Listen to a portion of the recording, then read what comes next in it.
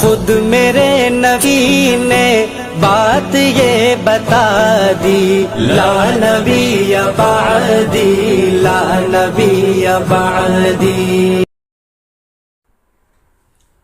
اعوذ باللہ من الشیطان الرجیم، بسم اللہ الرحمن الرحیم۔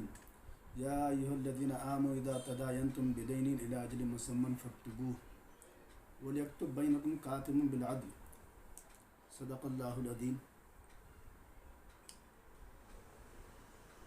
قرآن مجید کی اس آیت کو آیت مدائنہ کہا جاتا ہے، جس میں دین یعنی قرض لینے دینے کے کچھ احکام بیان کیے گئے ہیں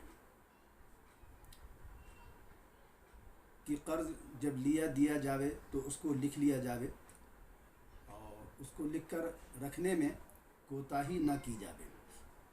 اگر خود قرض لینے دینے والے لکھنا نہ جانتے ہوں تو کسی لکھنے والے سے لکھوا لیں۔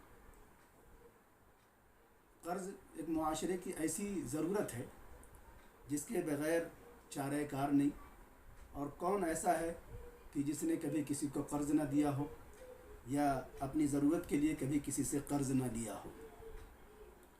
خود رسول پاک صلی اللہ علیہ وسلم بھی اپنی حیات طیبہ میں قرض لیے بھی ہیں، اور پھر وقت آنے پر اس کو پورا آپ ادا بھی کیے ہیں۔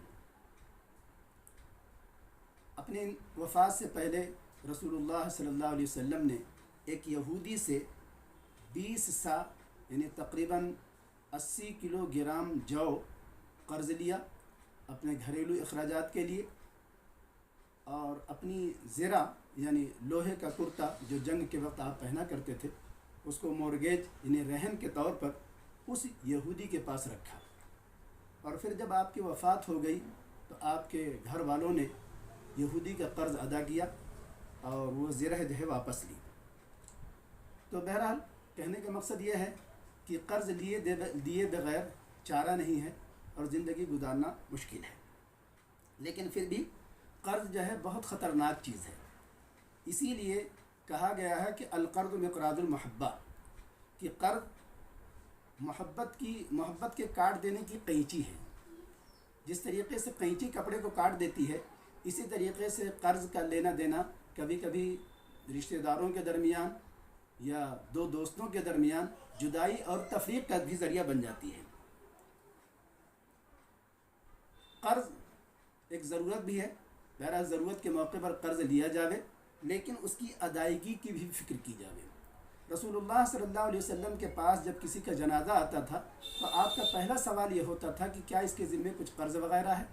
اگر اس کے ذمے کچھ قرض ہوتا اور اس کی ادائیگی کی کوئی صورت نہ ہوتی تو آپ صلی اللہ علیہ وسلم اس کی نماز جنازہ نہیں پڑھاتے، بلکہ صحابہ سے کہہ دیتے کہ تم ہی اس کی نماز جنازہ پڑھا دو۔ لیکن جب آپ کو سہولت ہوئی تو پھر آپ صلی اللہ علیہ وسلم نے اس مقروض میت کی قرض ادا کرنے کی ذمہ داری خود لی۔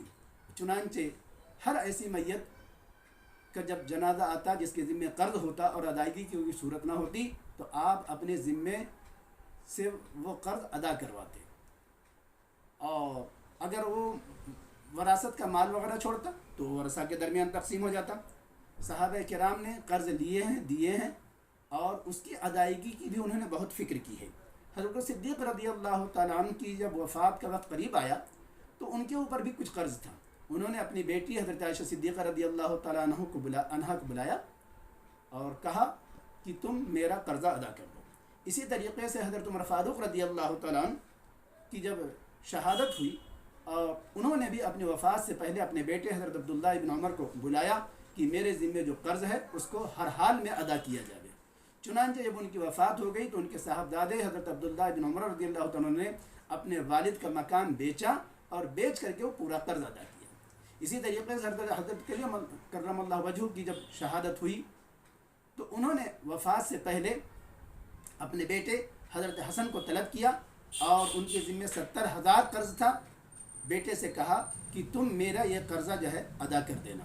تو ہم لوگ بھی وقت ضرورت قرض لیتے ہیں، جہاں قرض لیتے ہیں وہیں ہم کو اس کی ادائیگی کی فکر کرنا چاہیے۔ اگر ہم ادا نہیں کریں گے تو ایک حدیث شریف سن لیجئے، رسول اللہ صلی اللہ علیہ وسلم نے فرمایا کہ مومن کی جان اپنے قرض کے ساتھ اٹکی ہوئی ہوتی ہے جب تک کہ اس کی جانب سے اس کا قرض ادا نہ کیا جائے۔